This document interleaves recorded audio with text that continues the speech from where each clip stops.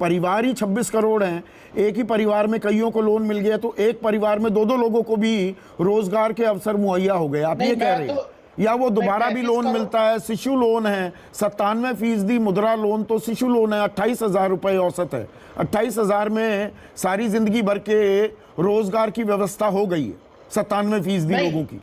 मैं तो कह ही रहा हूं कि 35 करोड़ में 35 करोड़ रोजगार की सृजन नहीं हुई है।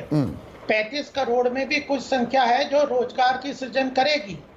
उसके बाद जो इंफ्रास्ट्रक्चर में सरकार का नेशनल इंफ्रास्ट्रक्चर पाइपलाइन में अब लगभग 40 किलोमीटर पर डे के हिसाब से जो रोड बन रहे हैं, जो एयरपोर्ट बन रहे हैं, हॉस्पिटल्स बन रहे हैं, जो वाटरवेज बन रहे हैं, एयरपोर्ट्स बन रहे हैं, वह क्या बिना रोजगार सृजन किए कुछ हो रहा है? मध्य प्रदेश, ये उत्तर प्रदेश में जो ODOP स्कीम है उसके अंतर्गत इतना सारा डेवलपमेंट हो रहा है, इतने सारे काम हो रहे हैं, ये क्या बिना रोजगार के अवसर के कभी हो सकता है? रोजगार और स्वरोजगार कोई भी है वो इकोनॉमिक एक्टिविटी से सीधा रिलेटेड है।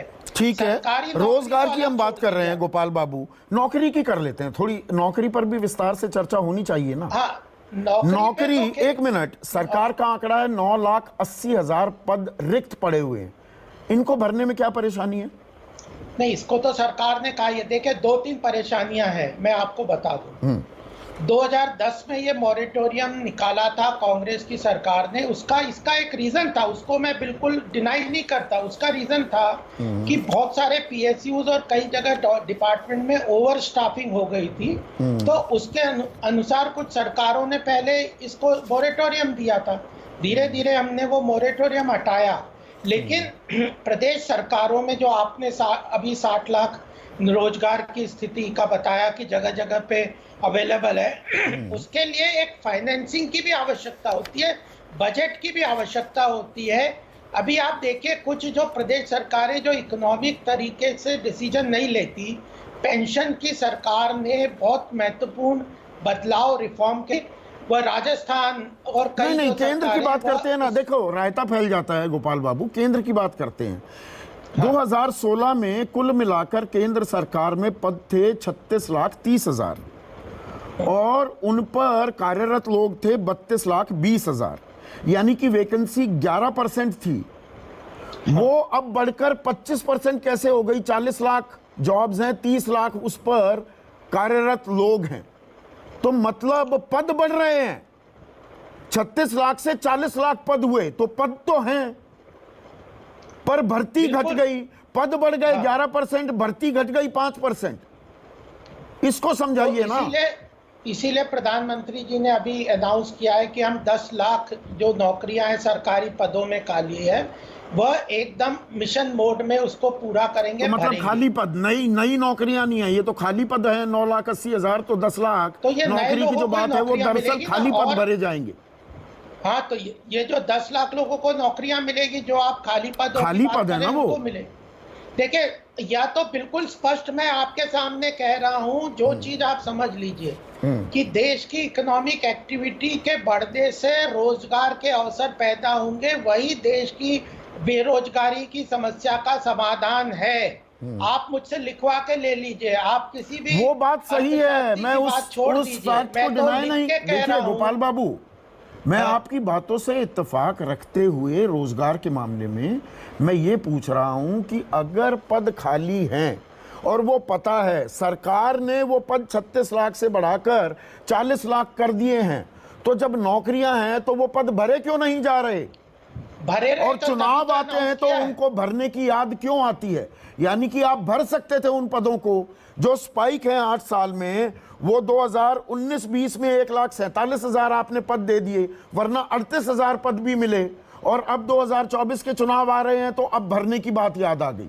नहीं, कई तरह की समस्याएं होती हैं। कुछ PSUs हैं जो खराब काम कर रही हैं, जिनके अंदर कोई प्रॉफिट नहीं है।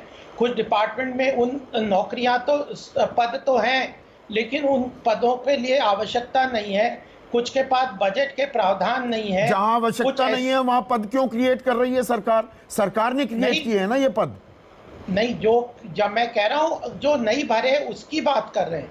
जो कुछ पद जो खाली रह गए, फिर बजट के प्रावधान की बात तो होती अब है। कैसे भर देंगे? अब 10 लाख कैसे दे देंगे? उन्हीं पदों पर तो नियुक्ति कर देंगे ना, तो खाली पड़े। एक्सरसाइज की है, सरकार ने एक्सरसाइज की है कि ये 9,80,000 पदों की आवश्यकता है, जो पद भरने के लिए स्थान है। आवश्यकता नहीं है, खाली पड़े हैं, ये हैं वहां पर, सरकार ने ये माना है, भर दिए जाएंगे। हाँ। इसमें कुछ रिजर्वेशन की भी इश्यूज होते हैं, SC ST के रिजर्वेशन के भी इश्यूज होते हैं, बजट के प्रावधान के भी इशू होते हैं। कई जगह पे बजट के प्रावधान भी देखने होते हैं, सरकार के खर्चे भी क्या होते हैं। लेकिन इस बात तो को अब खर्च की बात नहीं, क्योंकि अब 18 महीने में 10 लाख नौकरियां दे दी जाएंगी।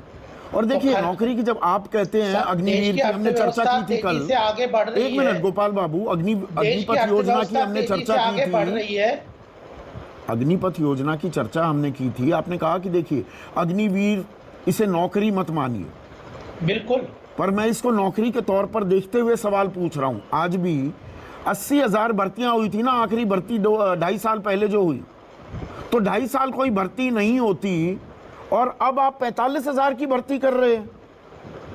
वो 2.5 साल में तो हो जानी चाहिए थी ना, 1.5 लाख से 2 लाख तो भर्ती। कारगिल रिपोर्ट को क्यों आप नकार रहे हैं? कारगिल युद्ध के बाद जो एक रिपोर्ट आई थी, उसने कहा था कि हमारी एवरेज जो आयु है वो 32 वर्ष है, उसको घटा के 25 वर्ष करना चाहिए। तो कर दीजिए ना 25, तो उसमें 2 लाख लोगों को बुलाते, 45,000 क्यों बुलाए? 3,500 पद के लिए अग्निवीर वायु में 7.5 लाख आवेदन आए हैं। तो उसका इसका डाउन साइजिंग कर रहे हैं क्या फौज की? से भर्ती कर रहे हैं ना, 17 साल की उम्र से भर्ती शुरू कर रहे हैं, पहले बड़ी उम्र से होती थी। दूसरी बात यह है नहीं, पहले बड़ी से नहीं होती थी, गलत जानकारी मत दीजिए। 17.5 साल उम्र थी, 17.5 से 21, वो भी आज वही है। 1 साल के लिए रिलैक्सेशन दी है कि 23 साल तक वाले भी अप्लाई कर सकते हैं। भर्ती की प्रक्रिया वही है, आयु सीमा वही है। बिल्कुल, तो आयु सीमा वही है, तो फिर उसके अनुसार युवा लोगों को ज्यादा भर्ती करना पड़ेगा। और दूसरी बात यह है कर रहे हैं, मैं वही तो पूछ रहा हूं। अपने कई सारे समस्याएं थी, जिसके ऊपर उन्होंने ये डिसीजन कमेटी बता के उसके चेंज के लिए उस चीजों को वो किया। अगर पहले भी इस तरह की स्थिति थी तो 32 साल एवरेज आयु क्यों हो गई? ठीक है। क्योंकि